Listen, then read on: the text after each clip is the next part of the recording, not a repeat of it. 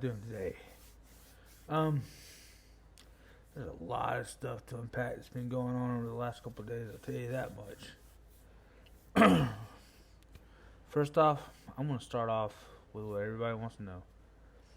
This is my opinion of the issues going on in Afghanistan. A lot of people are trying to blame Biden for this. And of course, some people are trying to blame Trump for this. And you can even go back and blame Obama for this if you wanted to, because this was actually originally his idea. So, who do I blame? No president. I do not blame Bush. I do not blame Obama. I do not blame Trump. I do not blame Biden. When you have over three dozen different ideologies of one religion that they base the government on, you're not going to have an organized religion. You're not going to have a civil transfer of power like you think you are. And I mean, look what happened. A week and a half, the Taliban took back control of Afghanistan.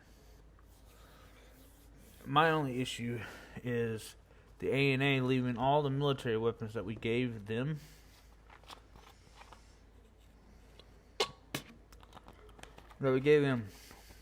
okay? We gave them a lot of weapons to be able to actually hold back something like this. Didn't happen. They literally ran. But what do you expect when you have a military force that gets $169 a month or a week, something like that?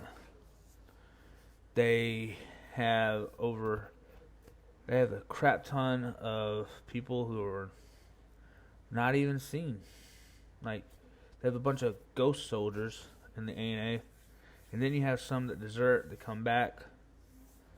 And look, this stuff, it is what it is. I mean, we can't be there forever.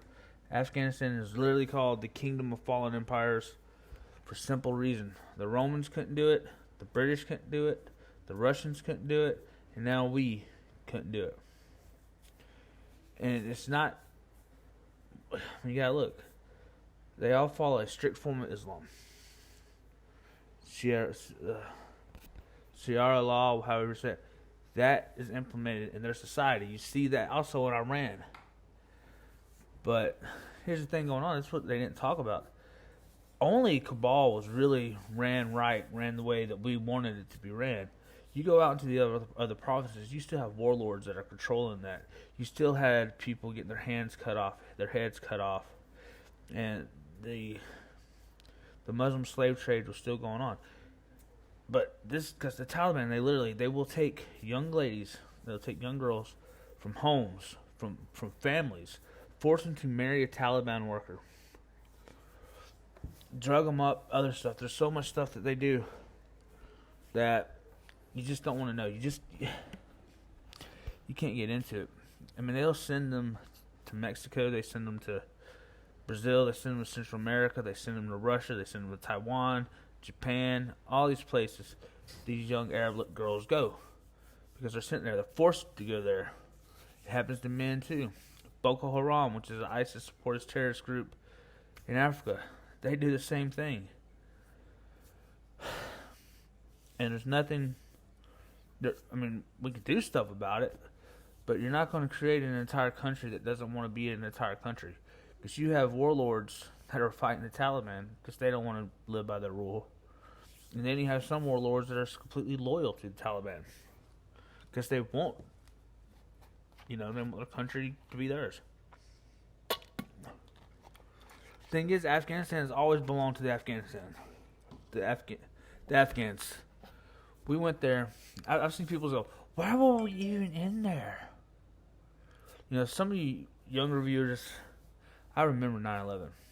While we were there, it's because Al Qaeda was being hidden as a subsidiary group of the Taliban. The Taliban was hiding them. The Taliban had planned it. Osama bin Laden was the leader. So, and then when we got over there, we're like, hey, we don't want this to happen again. We don't want this country to breed terrorists. We want We don't want these women to suffer the way they are, not being able to come out of their house half the time because of the rule of the Taliban, all that. So we decided, hey, we're going to try to implement a democratic government here. And I mean, before this, you had a lot of power switches and cabal governments changing, but that was mostly because people killed the president, killed the leader of that country. It's what it is. It is what it is. Afghanistan has not changed the way they work and practice since the 1960s, when the Taliban first took control and implemented Sharia law and all that. Afghanistan at one time used to be a Mecca in the Middle East back in the late 1800s, all the way up until Taliban took over in the 60s. And you literally didn't have women wearing burqas or any of that. They would wear dresses. They would wear pants, stuff like, well, pants sometimes. But, I mean, it was very nice country there until it was taken over by the Taliban. And they implemented Sharia law, full burqas, everything like that. You do something that in America you just get a ticket for. They will chop off your hands, they'll chop off your head, and it's all public. They implement public stoning. Do I think we should have pulled out? We've been in a 2-decade war, and I've had too many friends that have lost over there. They've lost a part of themselves in Afghanistan. They've even left body parts in Afghanistan. And some of them returned draped in an American flag. So, do I think we should have stayed over there? In some capacity, I actually believe we should have. In some capacity, we should have had people stay in there to help the ANA, to help out the security forces and stuff like that. Because they definitely need it. I mean, but I also want to look at this.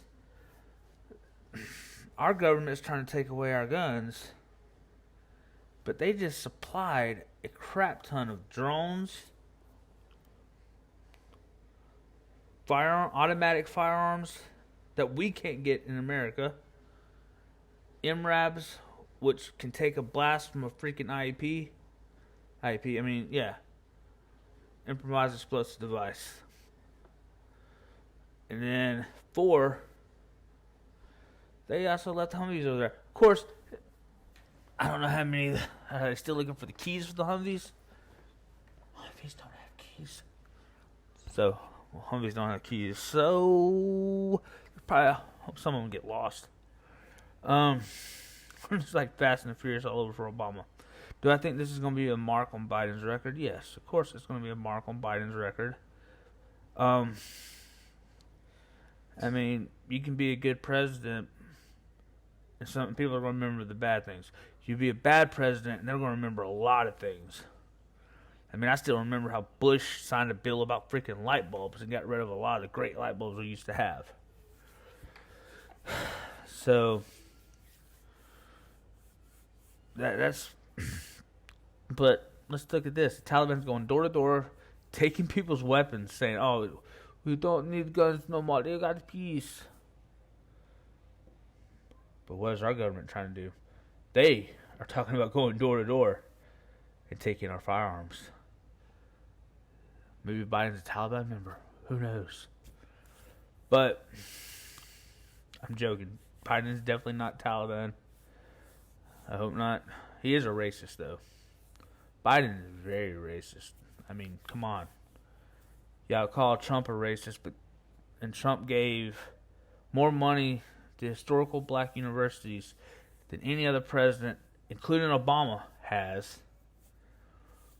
He promoted the first African-American female to a major rank in the United States Marine Corps. But they're going to call this guy racist. Biden, on the other hand, has fought to keep buses segregated in Boston and areas like that, because, as he said, he didn't want his children to grow up in a racial jungle. He wrote the 1992 crime bill, which was dubbed the Super Predator Bill, and targeted a lot of African Americans for petty drug charges who ended up spending life in prison for the three strikes you're out part issue of that for the states that follow and adopted that part of it. Harris, who called Biden out on that during the 2020 cycle, Harris called Biden out on that, but no one called Harris out on the fact that she used that same law to prosecute a record number of individuals in California, and that record still stands. So, and most of them were African Americans. So does she really care? I don't think so. So, leave in the comments. I want your thoughts on this. Write in the comments right now and tell me if you think Biden is doing good as a president, if Harris is doing good as a vice president. Let me know. I would love to know that. I want to see where everybody stands. I don't care what political spectrum you're on. I don't care if you're a Democrat. I don't care if you're a Republican. If you're dumb, I'm going to call you out. I mean, I just don't care. I don't care if you're a libertarian. My political stance is I just want to be left alone. I want our Constitution to be followed. If you're elected, you're sworn onto the Constitution to protect the Constitution. Join the military. You're sworn to protect the Constitution. You're not sworn to the service of the president. You're sworn to the service of the people of the United States. Remember that. So, some of them will, some of them won't. But at the same time, it's our Constitution that they're served to, sworn to. And I'm going to be interested to see what plays out in Afghanistan. There's still last I saw, there was 1,500 Americans or 15,000 Americans still left in Afghanistan. I think it was 1,500. It wasn't 15,000. But, and I'm tired of people trying to compare this to Vietnam, Saigon, the departure of our embassy in Saigon. My thing is, if you're attacking an embassy, a United States embassy, that is considered American soil. So that is an act of war. Any president should have a damn backbone and stand up. And any attack on American soil, being here in the United States or one of our embassies, needs action. There needs to be a force. They need to know what's up. And under Biden, we're just sitting here. We've had attacks from freaking radio waves in Miami and Cuba and Puerto Rico and places like that on top U.S. officials. Biden knows it. It's already been confirmed to be Russia. And he is not doing shit. So you want to say Biden has a backbone? He doesn't. He does not have a backbone at all. That's why he bends over to any political trend that's going on at that time while still holding to his ideal beliefs. The dude was mentored by a grand wizard, a grand dragon of the KKK, who was elected a fucking senator from West Virginia. Seriously.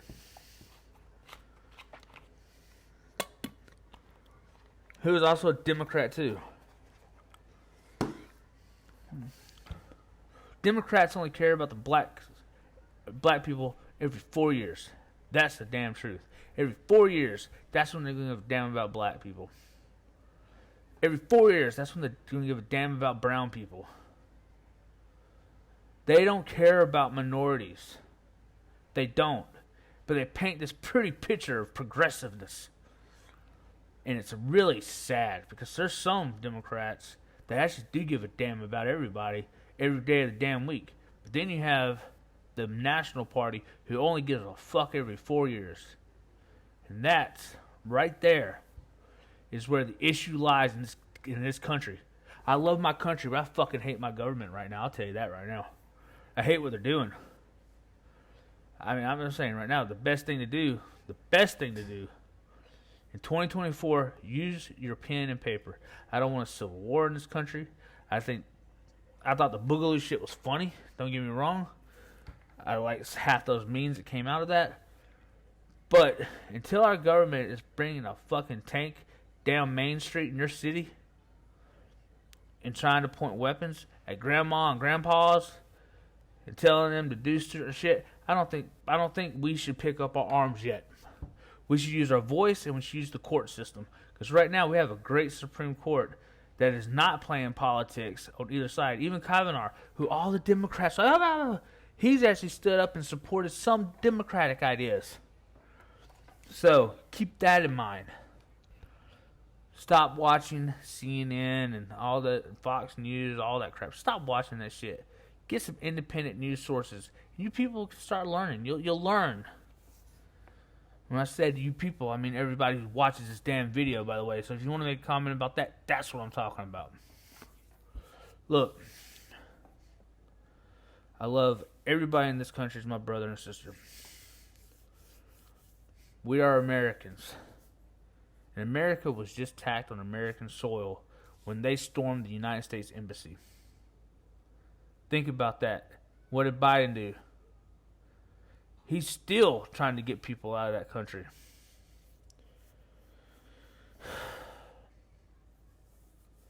That's my issue with Biden. That's the only thing I blame on Biden.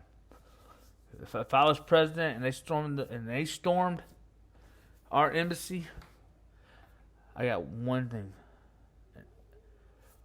An A-10 Warhawk goes, brrr, and that would have been the end of the goddamn story. That's the truth. Sorry I didn't post a video last week, people. I actually enjoyed my channel. Making this one real quick. I am super tired. Super drained. I've been checking on a lot of my friends in the military right now who served in Afghanistan. Because you got to have their six. So if you have a friend right now that served in Afghanistan, check on them. I'm telling you right now, a lot of them, a lot of our service people from OEF, Operation Enduring Freedom, if you didn't know, the OEF operation, they left a lot there. They left their minds, they left their bodies, they left their souls there. Afghanistan, you have to understand very hard about that country itself. But I'm also going to say this. I fear that we're about to see something grow worse than ISIS was in that country. So, a lot of former ISIS fighters who were released from prison joined the Taliban. I remember after we left Iraq, the Taliban formed, ISIS formed in around 2008, 2009, and it was a different group then. After we left Iraq and that government took over, the Iraqi government took over after their first elections and all that. When we left, ISIS came strong. They destroyed a lot of historical monuments in there. They took over a lot of cities in the region. But I will say this, at least the Iraqi government is standing up and fighting too. They didn't have soldiers that ran away like the ANA did. But again, Afghanistan really has never had truly a central government. They don't have, in their minds, they don't have a reason to fight for their country. It literally goes their religion, their family, their province, and possibly their country. When your country is lower on the list than that, then and they truly have that mindset. Why are we fighting for our country? Mindset. That is the mindset they have, because they never really had even though it's been Afghanistan, it's been a country called Afghanistan, they never really had a government. I mean, there's a pseudo-Islamic communist government at one time. It didn't really work well. 10 years, the Russian government pulled out. And the only reason Russia came was to help that one government who was trying to implement communism there. And it didn't work. It failed in 10 years. And that's what really pushed the Afghan economy down even lower also, was that. Okay?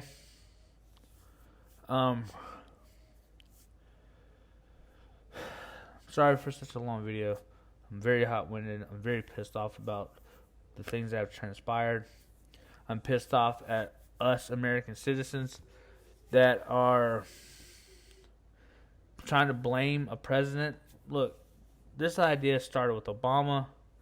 Trump implemented it. He left 2,000 troops there, and then Biden finished it because it was the idea to pull him out was already laid out by Trump in negotiations with the Taliban. And I see people complaining about, oh, well, Trump met with the Taliban. Look, they, even though they're the enemy, the Taliban was someone you have to negotiate with because they want that country. They want to control everything.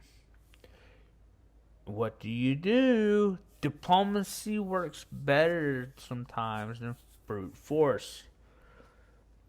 Why fight a war when you can use a pen? Y'all can quote me on that too. Actually, that's what I'm going to title this video. Why go to war when you can use a pen? Nah. But it's the truth. You should never straight up try to go to war.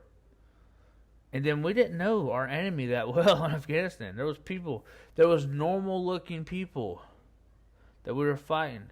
It was literally like Viet Cong armies who were cooking your meal in the kitchens and then setting bungee traps out there for you to fall in and die. That's what it was like. Afghanistan was the same thing. They were literally strapping bombs to kids and having them go up to American soldiers and asking them for candy. And when they pull out their hand, boom. Boom. The Taliban was using children as suicide bombers.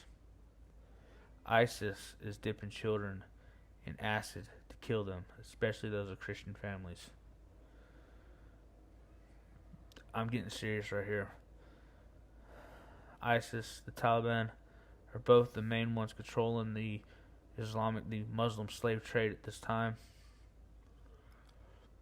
And there's a lot of kids suffering. They would literally get little girls from the age of 6 years old or 5 years old, 4 years old, and they will raise them until they're about 10, 11, 12, filling their heads with the ideology, filling their heads with, look, you're marrying this, and they will marry them off to a 30, 40-year-old man that's a Taliban fighter just to breed her. Just to breed. That's all women are to them. There's actually a saying from the Taliban. This is from the Taliban. This is an actual quote from the Taliban.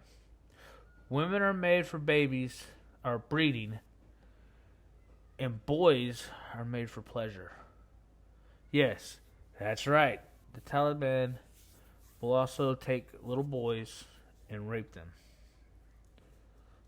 They will rape little boys, and they will force little girls to start having babies as soon as possible. That idea comes from, the breeding idea comes from, let's build a military and replenish soldiers quickly. Look at Boko Haram. They have 10, 12, 14-year-old boys out there carrying AKs and shooting people, and they have no clue what they're fighting for. Boko Haram really don't have no clue what they're fighting for. None of the terrorist groups really have a true clue of what they're fighting for.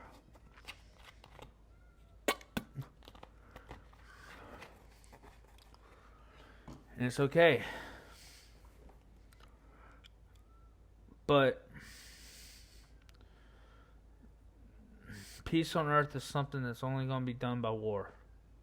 You cannot have war and peace separate from each other. They are the same subject and the same thing every time you talk about it. Because to have peace, you must go to war. and you must go to war for peace.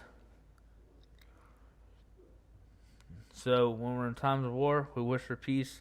It's going to happen. But Afghanistan really didn't have a true clear objective other than get in, take out the Taliban. And then what happened is they started seeing what was going on in that country. And that's when it changed to OEF, the Operation Enduring Freedom. And we, Americans, our United States military, started standing up, helping women, helping children, put a big dent in there. Well, I think ISIS went to Syria. Anybody who joins ISIS, anyone who joins the Taliban, you're a fucking weak individual. I'm telling you that right now. You're fucking weak. You are. You're selfish and you're fucking weak. I don't care if they hear that. I don't care if ISIS says some shit to me. I don't give a fuck if the Taliban says some shit to me. They're fucking weak. They're cowards. They use fear to try to control people. Never should someone use fear to fucking control people. Democrats are doing the same thing with this gun violence thing. Fuck that. You should never have fear. You should stand up for what you believe in, learn, get the knowledge. Our education system has forgot about history. Our education system has forgot about sociology. And now we're in these situations. Well, that's going to be it for today. Love you guys. Y'all keep it rocking. Might do a live stream coming up Friday or Saturday. One of those 2 days. Or maybe even tomorrow or Thursday. I don't know. But either way, here's your Wednesday of Wisdom video. Peace out.